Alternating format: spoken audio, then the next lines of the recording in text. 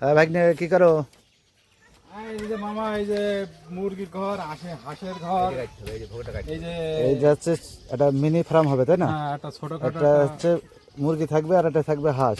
এটা হচ্ছে 2 খোপ। হ্যাঁ, এটা কি ভাই বানাইলেন আপনি? আমি বানালাম। আরে আল্লাহ, তো দক্ষ মিস্ত্রি তো আপনি। কি কায়দে বানাবেন আপনারা? এই যে এই কোয়ালিটি করে কিন্তু একজন মিনি ফার্ম করতে পারবেন।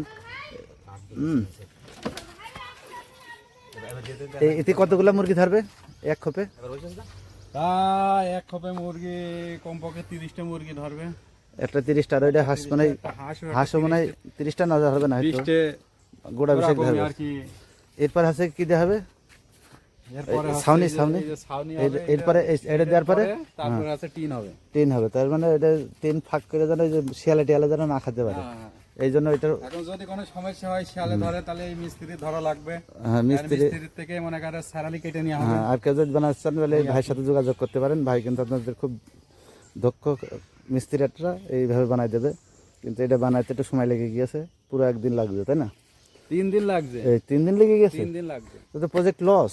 লস, এখন লস হলে কি করবো? আর মিস্ত্রি লাভ হলে আচ্ছা।